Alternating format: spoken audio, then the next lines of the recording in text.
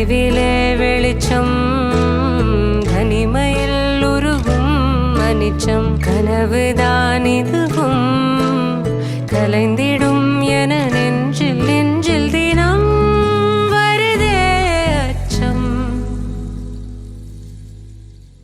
மேகதூதம் பாட வேண்டும் மேனி மீது சாரல் வேண்டும் காளிதாசன் காண வேண்டும் வானவில் வரும்